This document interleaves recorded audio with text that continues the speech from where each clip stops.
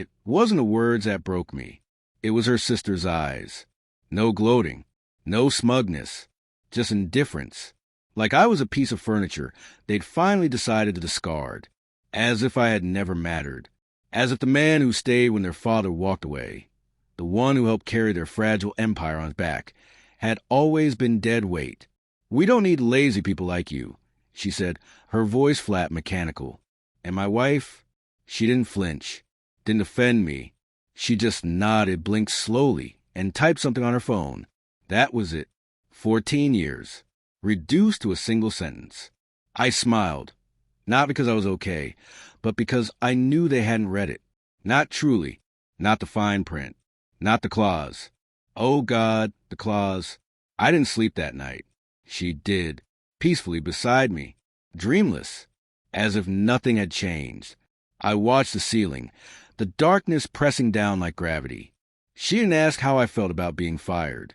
Didn't react when I kissed her cheek in the morning, before quietly slipping out of bed. Didn't care that I didn't come back. I kept hearing their voices. Lazy. Not needed.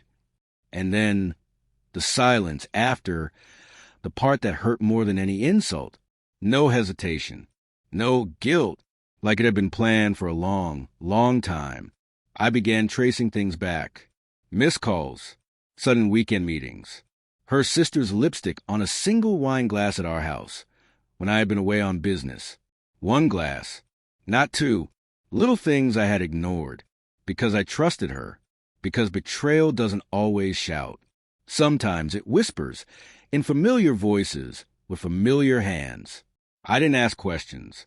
I read bank statements instead, checked timestamps, tracked edits in the shared drives, legal documents, merger drafts, all updated around 3:17 a.m. Then I searched her message folders. She never deleted important things. She just hid them under innocuous names like recipes and mom stuff. They'd been planning this for months. Meetings with her father's legal advisor. Security lock changes to the executive floor 2 days before the board vote.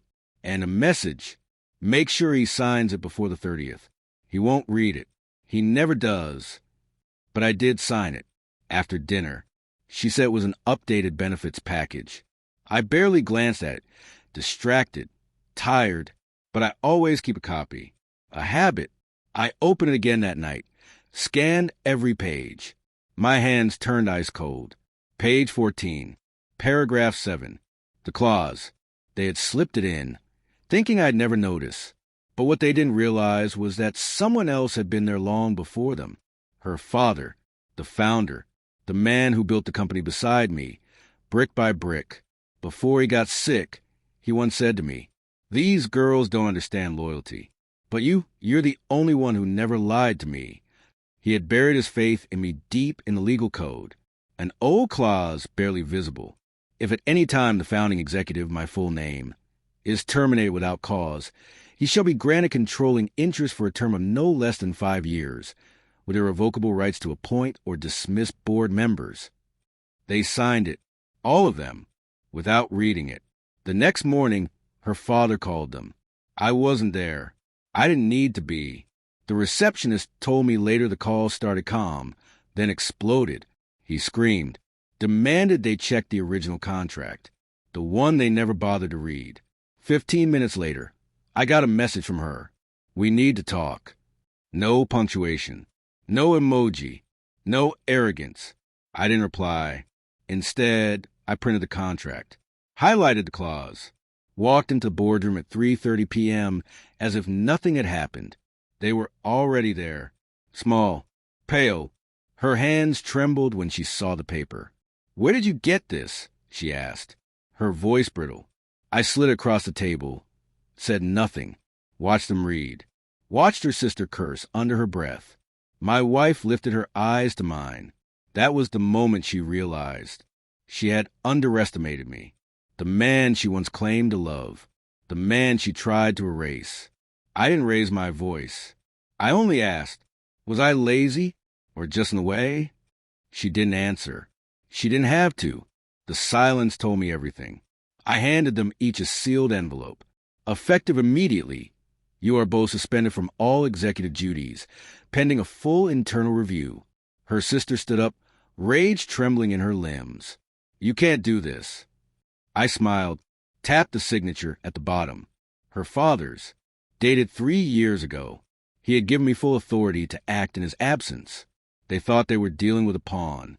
They forgot I helped build the board, vote by vote, favor by favor. By the time I reached the door, I heard her voice behind me again. Softer, small. Please don't do this. I paused, but I didn't turn around. You already did. I left the company the following week, sold my shares, wrote a letter to the board. Cold, professional. They begged me to stay. I refused, because sometimes real victory isn't holding on. It's walking away on your own terms. She emailed, called, left voicemails full of tears. I didn't listen. I never replied. Because people don't get to bury you, then beg for forgiveness when you crawl your way out. Truth isn't always loud. Sometimes it's quiet, simple, written in ink at the bottom of a page no one cared enough to read. Final line. I wasn't their mistake. I was their test. And they failed.